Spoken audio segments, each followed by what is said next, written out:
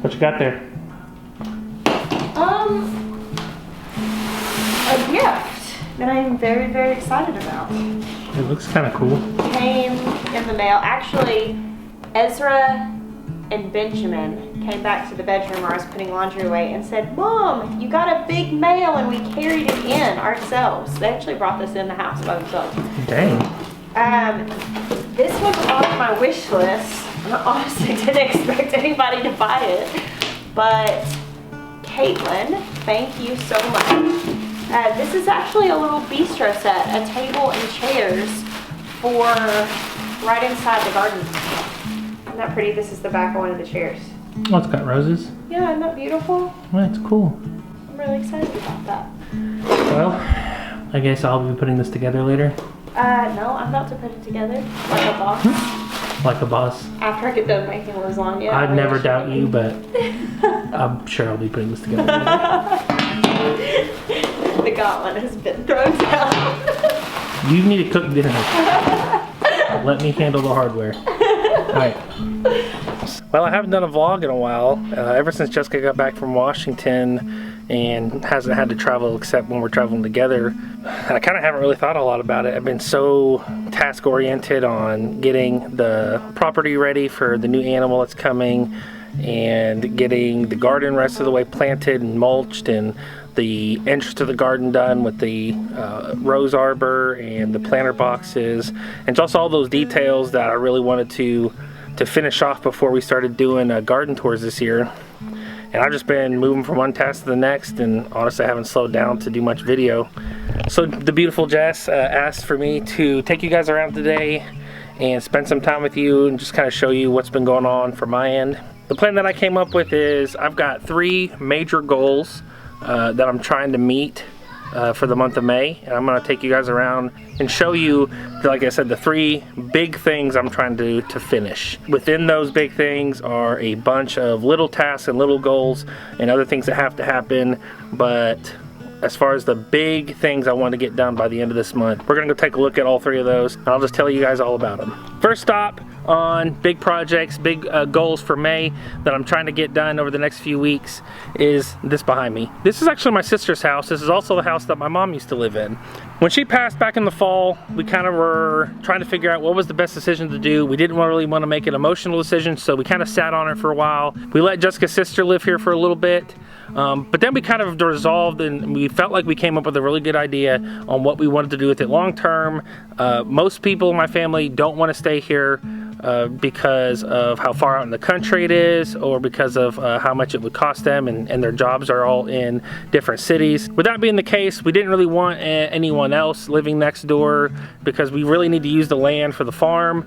And we were just kind of in this limbo stage of trying to figure it out. And what we ended up settling on was, I think it was a great idea. It was really Jessica's idea, and it's fairly exciting. We've decided to do a quick renovation, get some things fixed, get some things updated, get this looking extra cool. We're gonna go ahead and furnish it. And the reason we're gonna do all that is we've decided to turn this into an Airbnb. I have no idea if I'll be able to get that done. It's a goal I'm setting. A lot of times though, things happen, things take longer. I may not be able to get it done, but I will be working on it. Obviously, we haven't worked out all the details of what that all means and what that all entails, and there's a lot that has to get done, not just on the renovation, but then we've also got to furnish it because it's completely empty right now. And so we've got big lofty goals. We always set big goals, and sometimes we achieve them, sometimes we don't, sometimes it takes longer, sometimes we get it done sooner. I can't make any promises on when. I have really been excited to let you guys know that we were doing this. We decided to go forward with this. So just as soon as we do get it ready, you guys will probably be the second to know. We'll be the first to know. But we'll let you guys know, and we'll line out all the details and the logistics of it, and we'll start having some people come out and stay in this place that is going to be pretty cool. The second major project that I would like to see finished in May, also because I think that there's a limited amount of time we have to get it done, is getting these beehives set up behind me. Now, it's not as easy as just getting the hive boxes, assembling them, going and getting your nukes, and then sticking your nukes into clean boxes, and now you're a beekeeper. We got ours used. We got a really good deal. The downside is they've got to be cleaned. We're gonna have to cycle all of the hive boxes through this freezer. The freezer functions, the door just freezes up, and so we've stopped using it for food. but we can use it to treat the boxes. So we're gonna go ahead and treat them by sticking them in the freezer for 24 hours. And once all the pieces have been cycled through that and they're cleaned up, then we'll assemble them with fresh foundations, go ahead and get the nukes and get them all set up in the garden. With that being said, that's a lot of work. On top of the fact that I need to build a shelf out in the garden up against that fence to hold the hives. Jessica's really wanting to paint the hives, and so I've got to look into the appropriate kind of paint to be able to paint the outside of the hives, because I think it's been a dream of hers to have multicolored hive boxes. Those are the kind of things that it doesn't really help functionality, but the going above and beyond really doesn't hurt anything. It's, you know, it might take me a little bit more time, but it'll be totally worth it. And on top of the fact that it'll make the garden look even cooler. These are the boxes we got. And like, I think we've got 1, 2, 3 big boxes and 1, 2, 3, 4, 5 of the medium boxes, all the frames, the lids, the bases. That's gonna be something that I'm really gonna be pushing to get done here in the next 3 or 4 weeks. Okay, so I'm actually at the back, the very, very, very far back of our property. And I know that Jessica showed a portion of this in a previous vlog, but I wanted to kind of just talk about it and explain what we're doing, why we're doing it, and you know what the plan was, or what the plan is, I guess I should say. So I'm at the back of the property. Behind me is, you know, there's the track hoe. This is all brush. That's the pile of stuff that I've piled up. So essentially, this was just completely unusable land. I mean, I'm talking, it was so thick you couldn't even walk through it. Honestly, here's a good example of what it looks like. See how thick that is? The brush trees are so thick and so dense and have been going for so long that it was completely unusable as far as a farm goes. The T-post and that corner brace right there, that is actually our property line. And all this mud, or all this dirt that you see, this was just completely covered up in brush. So what I've been doing is using the track hoe and honestly just coming in and just clearing out all of these weed trees. None of them are fruit trees, none of them have nuts. We haven't taken down any of the oak trees or anything like that, mostly just brush trees or anything that was diseased or dead. And the reason why is because, you know, this is essentially where we want to keep our pigs. Now, it's a pretty decent sized area, and the fact that honestly we've been here for 5 years and never been able to utilize any of it. On top of the fact that there's another 2 acres behind me back through there. That's all our land also, and that's all just on the other side of the creek. And from there all the way to the front, we're gonna go through and just thin out all of the brush trees and the undergrowth and anything that's dead or diseased, and we're gonna pile it up and get rid of it and open it up to start growing grass and get some sunlight and honestly restore some vitality to the wooded area. And then we're gonna keep a lot of the boy animals over there, the bucks for sure. And when we're not wanting the pigs to breed, you know, we might set up a little place for Gerard to go hang out. And this behind me, this right here, all this brush right here on the other side of this corridor, there's 1,000 acres behind us that has 1 house and a private lake. So by clearing this stuff out, we're accomplishing 2 things. One, we're opening it up to be able to use it for our animals. This will be the first time that we've ever been able to use the full 4.5 acres that we own for the purposes of the farm and growing our own food. That's huge. I've been wanting to do that for 5 years. I mean, 5 years I've waited to be able to do exactly what I'm doing now, clearing this out, getting a new fence up, and being able to utilize our land to the maximum potential. Clearing this out and opening this up is going to eliminate the issues of predators getting close to our chickens, getting close to the goats, and honestly, predators don't usually come after pigs because pigs can be vicious and they'll usually eat and kill whatever even tries to come out of them. But even if the pigs, like giving them a clear open area to not be snuck up on is important.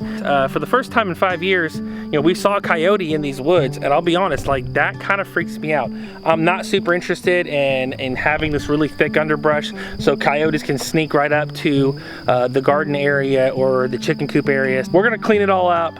I'm working from where I'm standing to my left and back, so around the property up to the front, which is where the garden is. And it's gonna take a lot of time, and it's already taken a couple of days to get this much done, but I'm getting really good with the track hoe. I'm getting way more proficient, and I'll be honest, like it's freaking fun playing on a tractor. I mean, honestly, as a kid, you go through with your plastic or your die cast depending on what your family's budget was for toys. Mine was mostly plastic. We had a lot of kids, remember, 9 kids. So anyways, you know, you play with your plastic tractor and you think about digging and you move sand and all that. You know, then they came out with these things at playgrounds where you sit on the seat and you've got 2 levers and you get to dig, but there's really no hydraulic power. Getting to dig with something and being able to clear out brush trees just with the hydraulic power, like, it is pretty fun. It's kind of a childhood dream come true. So it's been enjoyable just sitting out here and being able to accomplish this very quickly. There was one time when my brother Elijah, who's now in the Navy, and Noah, who works for my other brother, my 2 youngest brothers, they lived with us, and we tried to get out here and chainsaw the brush trees and pile it up and burn it, and we worked for 3 or 4 days and maybe got 1/50th of what I've gotten done now. That's how much we got accomplished, and it was so exhausting that we just quit and never came back because it was just like, it was too hard, it was too much. So I'm pumped, I'm excited about where this is going. I cannot wait to get the fences up, get the pigs moved back here, get them a cool pig house, and just kind of see, like, I can see where our property's going. I can see what it's going to look like. And so I'm really excited for you guys to see it once I finally get all the work done. You know, just like when I built the greenhouse or any of the other projects I'm doing, you know, I can always envision the finished product and I work towards that goal. I can see what this is all gonna look like and it's gonna look phenomenal. And so I'm just gonna keep working hard to get that done. Along with clearing the underbrush all the way up to the garden, I am also going to be clearing out the pasture next door where our horses used to stay, and I'm actually going to be clearing that out completely. There are a couple of really big old oaks that we're going to leave for shade, but everything else is pretty small and young, and so we're just going to take it all out and open it up to grow grass. Doing that will enable us to diversify even further into the different animals that we can bring here, and so that's also something I'm going to be working on. See, there's the house right through the woods there. So all of these trees are gonna come out, and we're gonna seed it after we get all the firewood stored, because a lot of this will get turned into firewood, and we're gonna grow some really awesome grass, and this is just gonna be a really cool open pasture for all of our animals. So once we get this done, that's actually where I'm going to be setting up our tractors for meat birds that we're going to try and do this year, and also for our broad-breasted white turkeys we're going to do this year. So our 2 tractors will actually, I'm going to do it kind of like Justin or Joe Salatin, where they see the tractors and they're dragging them across fields over new grass. Like, I'm essentially, once this gets cleared out and we get it set up again and grass starts growing, which in Arkansas, once it's cleared and I throw the seed out, its grass is going to go everywhere. This is the field we're going to use for all of our meat birds. That is also very, very exciting. Something we really wanted to do. It's a next step into growing 85% of our food this year. All of this is exciting to me. Those are the 3 big things that I'm trying to get done in May.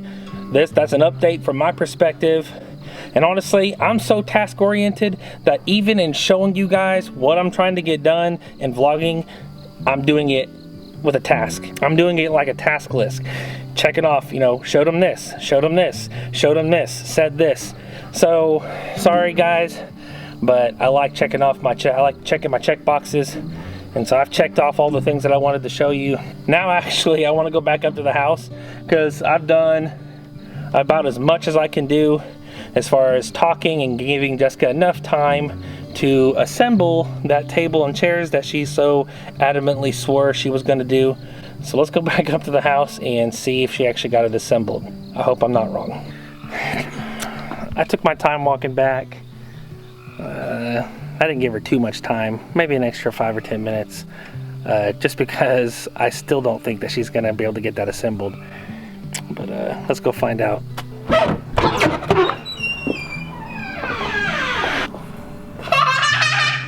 What the heck? Who did it? Mom. Ben, did you do My this? fingers are literally throbbing. I just put this thing together so fast. I probably shouldn't have given you that extra 5 or 10 minute walk back to the house. As fast as I could. I can admit when I'm wrong, and I have been completely made a fool of. What are you doing? Not only did Jessica get the table completely assembled, make a cup of coffee. She's loving this. She also cooked lasagna for everybody. I honestly don't know how she did it. I think from scratch. Go ahead, throw it in there. From scratch. From scratch, not like the Stouffer's kind, which would have been more believable. So she did scratch lasagna. Honestly, what I'm thinking is happening right now is one of those Joshua moments from the Bible where it's like, Lord, stop the sun so I can vanquish my enemies. And God's like, I got you, boo thing. All right, guys. Well, I've got to go eat humble lasagna now. Until next time, I bless you.